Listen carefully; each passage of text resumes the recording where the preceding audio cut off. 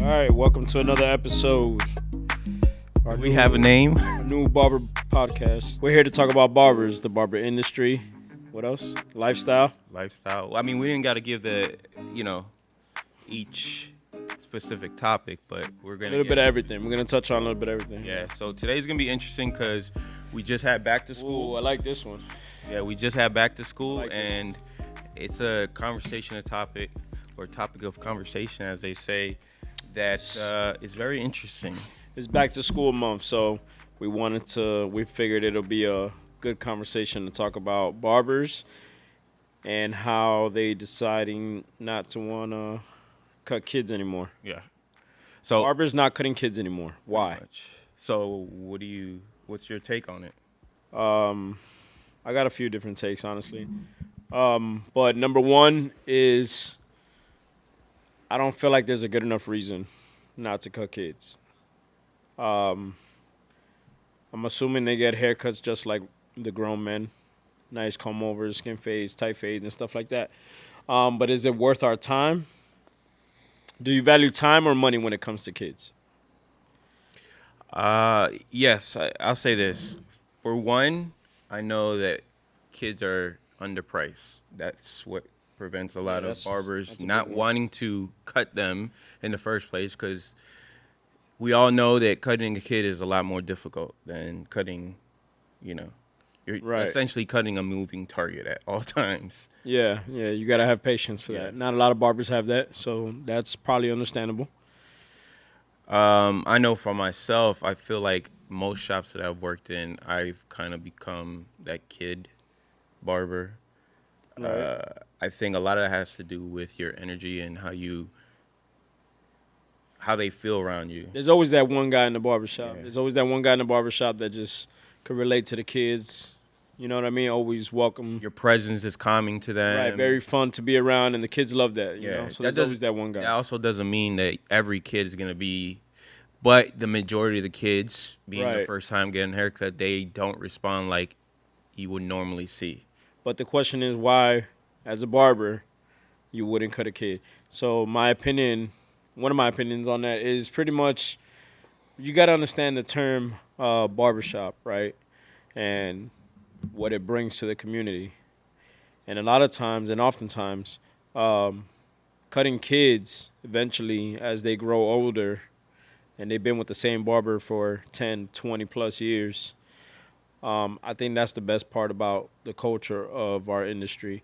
So a lot of barbers that are not cutting kids, I feel like, why not? You know what I mean? Like, as a kid, you wanna experience that and grow up with your barber, and Yeah, you're missing out on that if you don't take advantage of it. Right, you're part of their life experiences, so they trust you. They you encourage them.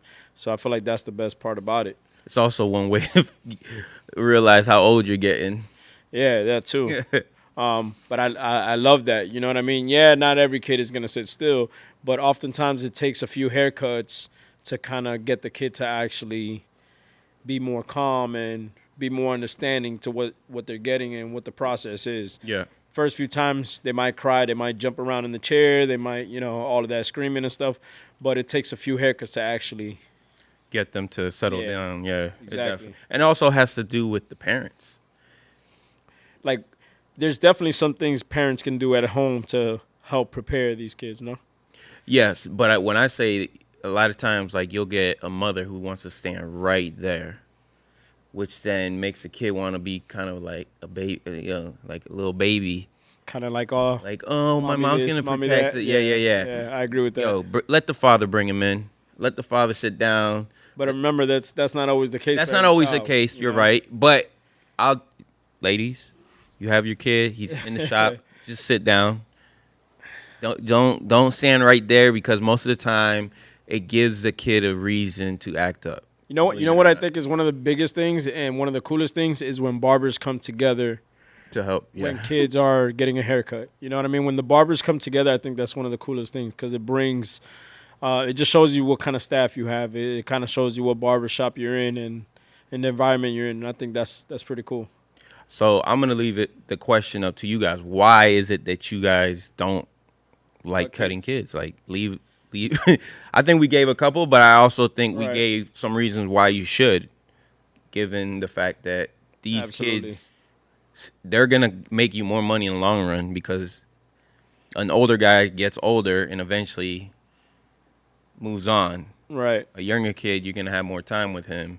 You're gonna be cutting his friends up. You're gonna be cutting his cousins up. Like, you're gonna end up making more money in the long run because you're cutting more of his family and friends. Right. The referral comes with that family, and I agree. And you never know what they could bring. Right. You never know what clientele and friends they can bring also as well. So I just think cutting kids is one of the coolest things, and I just love. Just as they get older and they start talking and they start, just kind of giving their day to day, and it's just cool conversations, you know what I mean? And it's our job to kind of inspire them and just teach them life skills as well as they do at home, but also in the barbershop with us. Yeah.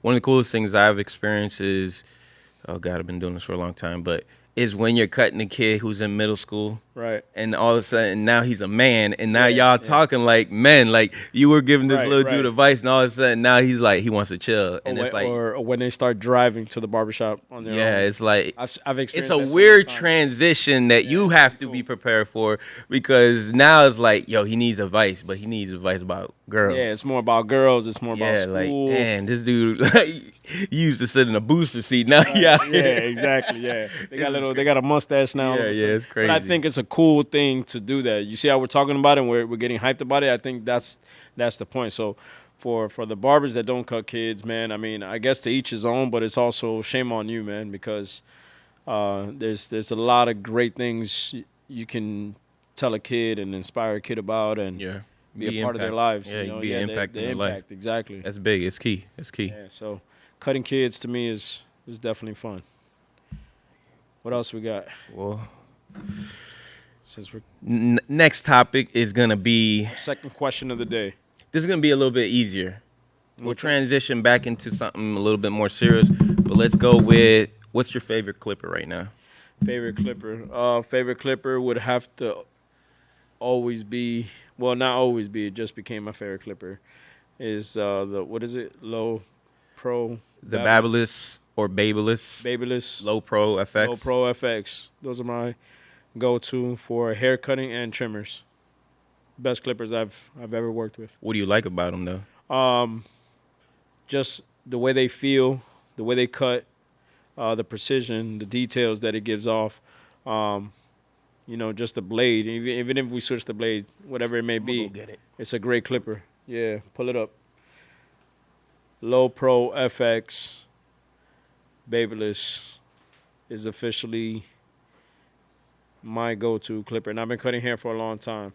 And I used to be a Wahl guy. I used to be a Wahl senior, Wahl detailers, stuff like that. But these bad boys here. So these are mine. He has both the clipper and the trimmer. What is it that you like? I have my own pair, by the way. I have my own pair. He has his own pair. But again, the trimmer, the size of it, right? We don't need a bulky clipper. Nope. This is very light. Yep. And that sound that it gives off is amazing. It's in the name. And the best part about it is they just came out with a charging stand. Yes, which I will give my opinion about that. Go ahead. I will get to mine. So the hair cutting clipper. Yes. Again, the details of it that it gives off, the precision that it gives off, and it's like the old not for nothing, but it's like the old Andes where it has all the notches on the side. I think that helps a lot of the younger barbers coming into the game, just to remember their notches and what level they're on to do a complete fade. So I think that's huge, right? I mean, it's just a overall very good clipper. That's my 1B clipper. What does that mean, 1B? 1A, 1B. They're just neck and neck. And you got to go to? Yes. All right, let's hear it. All right, so like I said, this is my 1B. And the reason why it's 1B is because that clipper is an A, bro. It's an A. It's an A. It's an A. It's an A for sure. It's A-B. They put a lot of work into that. For me, 1A, it has to do more like, what's my favorite clipper? Why? Right, yeah. And I'm going to say that. So for me, I actually changed out the blade and put the Fusion blade from Stylecraft, the Gamma Stylecraft. I love that blade. The combination of these two are crazy. And I agree with him. The construction of it, the click lever, everything about this clipper screams quality and proficiency. The imprint of the thumb right here. Everything. It's just that like part is just the definitely detail a big they deal, put into it. Right? It helps us with. For some people, it might be a little bit too heavy. I don't think it's heavy at all. This clipper? Yeah, there's people I've heard, but again, that's you should have. If you've been cutting since back in the days, yeah. There's been some heavy clippers out there. So my 1A clipper is the Ergos, the X Ergos Plus from Gamma. I love the fact it's got a magnetic motor. I've been cutting with this thing for over a year now, and Gamma does something that a lot of companies need to start following suit, and it gives you options. And the options it gives you is it has the bracket for the Andes blade. That's my favorite blade of all time. And because of that, the combination of the magnetic blade, the ergonomics of this thing, literally in the name, and so this blade itself. It comes with the option to put that bracket on there? Mine came with 2 brackets. The bracket it came with was the stretch bracket. Right. And then it had the 2 holes for the masters or the fast feed blade, I would say. So is that safe to say that they don't believe in their own clipper? No. It's safe to say that they give you the options to make it your own clipper. Doesn't matter. It has to be their clipper. You're using their clipper, but you're getting to use it how barbers actually use it. How many times? I mean, we're probably some of the biggest modders in the world. Right. Like when it comes There's to a lot of hybrids and stuff like that, and mix and match and stuff like that. The fact that Andes, I mean, we'll talk about this. The fact that both of these are considered skeleton designs, right? Right. Yeah. Because barbers started to cut. Barbers are innovators, man. You know what I'm saying? Sure. To get more power, we used to cut that piece off, and now the companies are coming across like, hey, we're just gonna do that, but we're gonna make it a little cleaner. So to me, one of the reasons why I'm a huge fan of Gamma is because they give you the versatility of creating it the way you want it. Now, out of the box. You know what I do like about that clipper? Not to cut you off, but what I do like about that clipper is that arch that it gives for the wrist. Dude, that's huge right there. Like when I first seen this clipper, I was like, not a fan of really the way it looks. But come on, man, they did it right. What they do? Right. You bought this clipper, comes with a stand. Ooh. Comes with a stand. It comes with all the accessories you need. It's like, here you go. Do what you want with it. All right. And it works. And talk about being quiet. All right, well, when your hands get sweaty, does it start to slip? Does it have like a good grip on there? Look. Yeah, there's like no actual grip though. The back is rubber. What, this part right here? Yeah, I've never had an issue with it. It feels weird though. It's like too slim. You have to get. It's not for everybody. It's too slim. And this is one of. I mean, I've heard good things about it. Yeah. I just like the fact that it's an arch and it helps with the wrist. Yes. All that, and then like even doing this, you might get in the future. You know. Yeah, like true. The whole thing just works for me. So yeah, there you go. There you have it. My opinion is the BaBylissPRO FX, and yours is the X Ergos from Gamma. Right. And then for the trimmers, these are my hitters right now. It's the But Black is that your Andy. favorite clipper? They're sharp. This one. But is that your favorite clipper? The Edge, yeah. You can't have a one clipper does it all, only because like this is great for lining up. That's what I mean, like your favorite trimmer. Yeah, this is my favorite trimmer right now. Oh, over this one? I don't even use that. I don't even have that. Oof. Now, like I said, I haven't used it to be able to give an opinion on it. Right. And it's kind of weird because I actually review clippers, but yeah, I just never got around to it. Nah, I mean, there's a lot of new clippers that are coming out. There's a lot of colorways that are coming out. Let's talk about the prices of these clippers. Is it actually worth the price that some of these companies are putting these clippers out for? It is to the individual. Or do you see or feel that it's some sort of rip-off in a sense? It's a little bit of everything. It's a little bit of everything for me because, one, what do you consider value?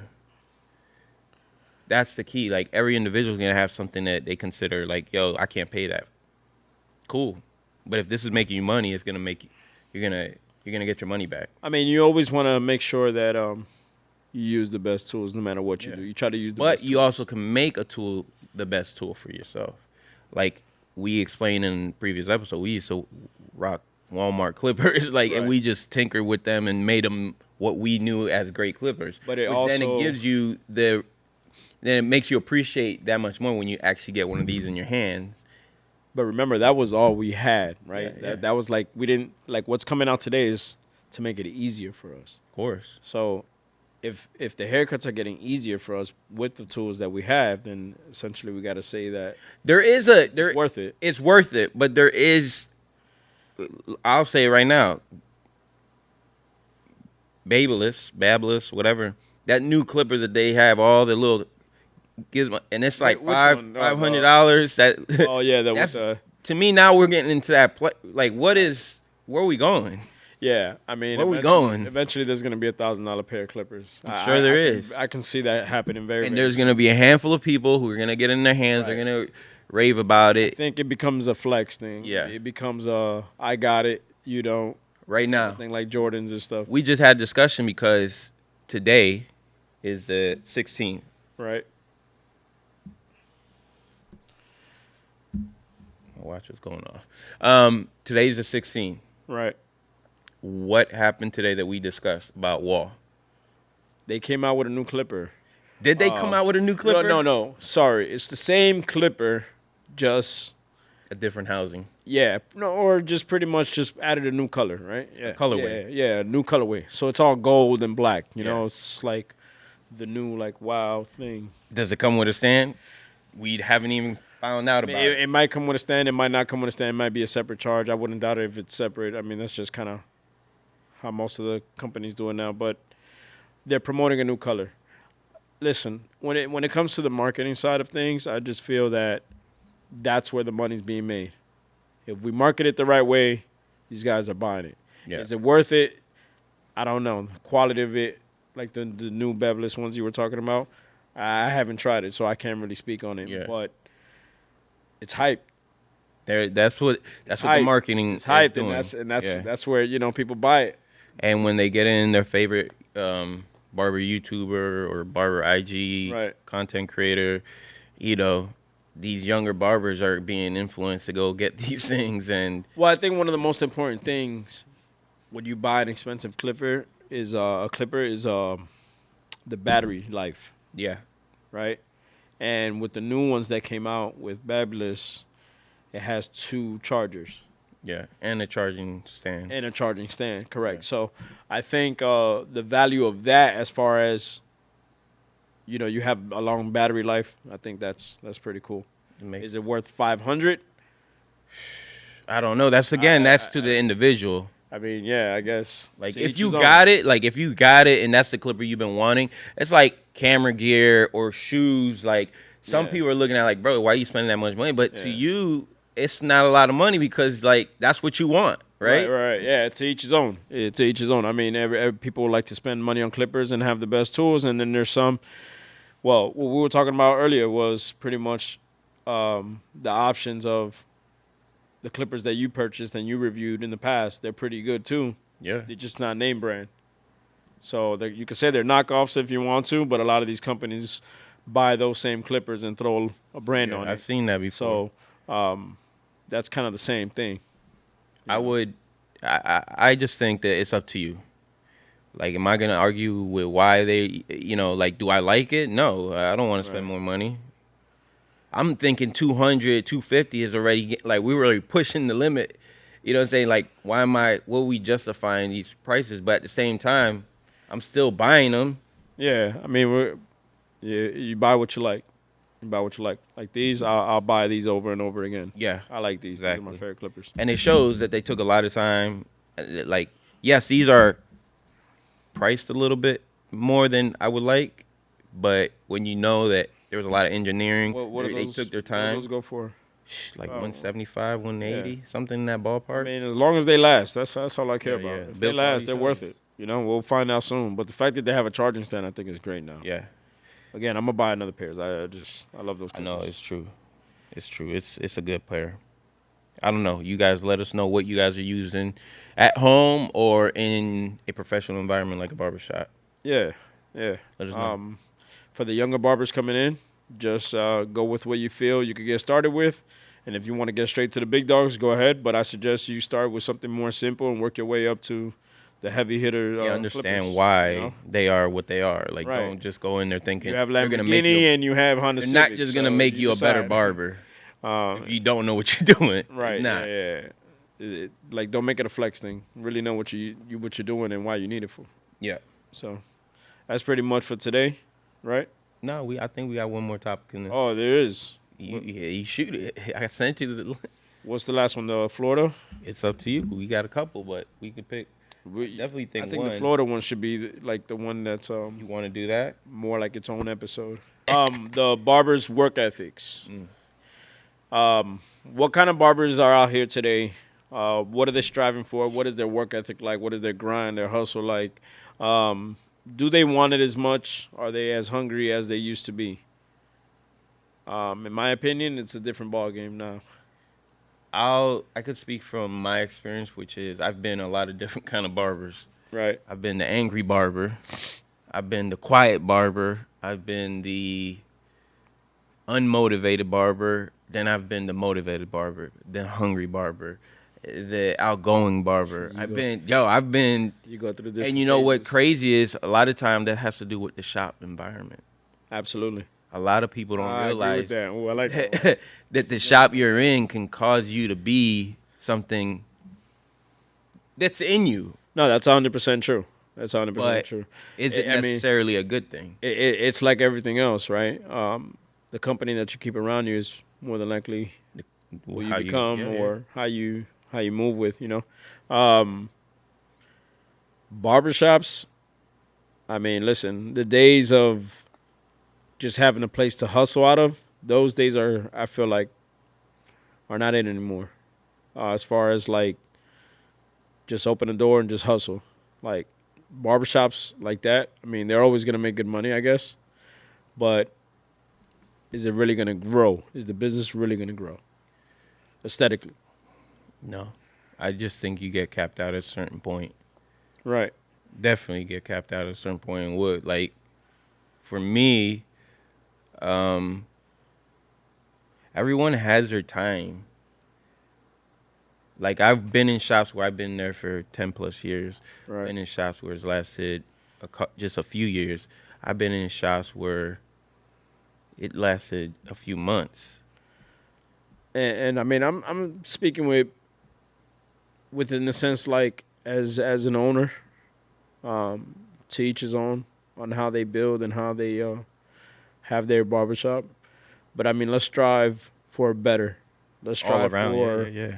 for a better shop, a better environment, so we can continue to grow as an industry, right? Yeah, I like being in different situations, being in different environments puts you. It affects everything you do in life. Like in that season that you're in, you can literally be a depressed barber. Right. You could literally be the happiest barber. And then you could be that head down grinding, let's go to work, lead by example. I mean, I don't know. I feel like a lot of barbers, man, just there's so much more that they're doing now. It's not like back in the days where it was just about cutting hair. Yeah. Barbers have opened the doors to other avenues that sometimes cutting hair, or most of the time cutting hair, can be secondary to It transitions, yeah. to most barbers nowadays. Back then it was just, man, you at the shop all day and you're grinding. Now it's like work a couple hours, I'm out of here.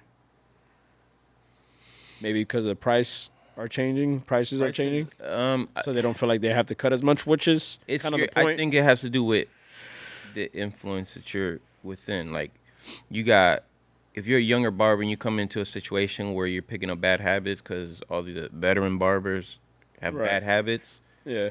then that's what you're gonna become. Ooh, that right there is important, man. So can you change your own? Can you be that different that you're not like everybody else? If you see that they're bad habits, the dudes don't clean their stations. The dudes, come into work angry, like different personality. You never know who you can talk to. Leave early. Like, I'll be honest, I've been all of those guys. Yeah. And then one day it was like a snap where I was like, yo, just take care of business.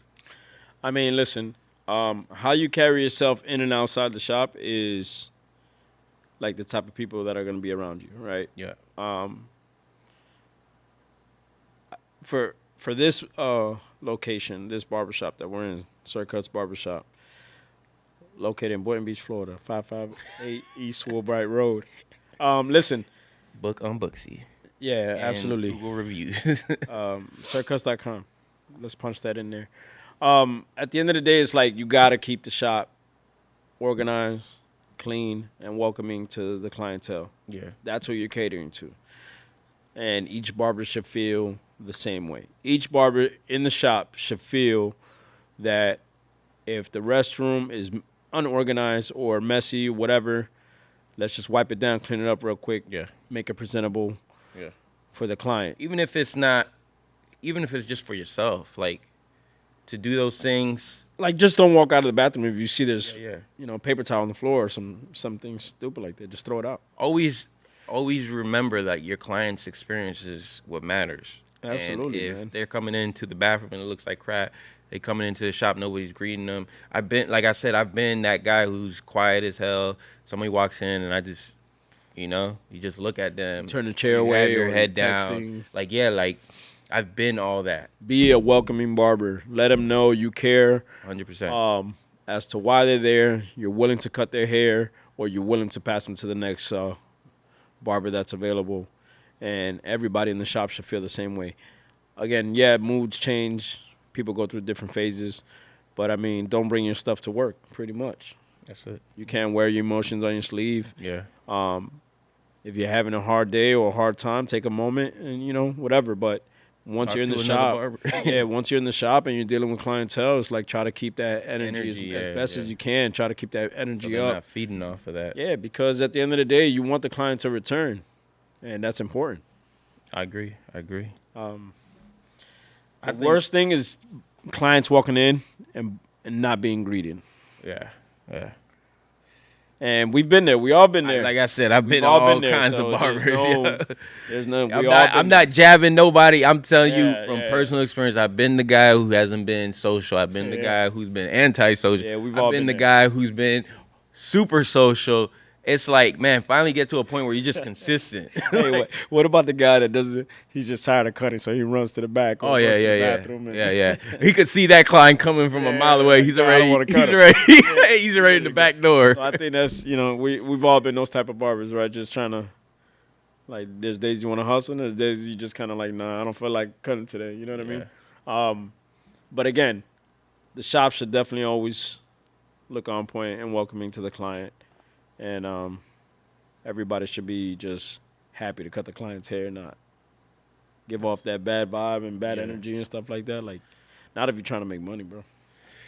That's what it's all about at the end of the day, feeding your family, feeding yourself, and going home happy in some form or fashion. If you're not making money, you're not going to be happy. You got to make an impact in a client every day. You got to make at least one impact in a client every day. They should think, like, damn, I enjoyed that experience. Absolutely. That's how I feel. Like, now I'm at that point in my career where I want client to be like, yo, that shit was dope. And at the end of the day, organizing your station, right? Trying to organize your station real quick, or as best as you can. Keep clean, because some little things, man. It's the details. Yeah. That's what the clients look at. There's the details, and having an unorganized station or a messy station, I mean, or dirty clippers. You're right. Like, clients, they see that. They see all of that. They not saying nothing. They might stay quiet, but they watching. Yeah, sure. They do. They notice more than we give them credit for. And at the end of the night, everything should look just as good. So when you come in the next day, it's ready to go. Yeah, it's just about taking that cape and putting it over the client's shoulders. Right. So work ethic, man. Let's not lose the love or the passion for the industry. Yeah. And that's pretty much it. I'm glad we talked on some of these things, because very much needed. much needed. And like I said, we got more to come. I'm Carlos. I'm Alex. And we're going to see you in the next episode. So stay tuned. Let us know what you think in the comments, and we'll go from there. Yeah, drop a, what is it? Comment, subscribe. Drop a like. Subscribe. You know, all the things that you're supposed to do to help this channel grow. All right. See y'all later. Peace.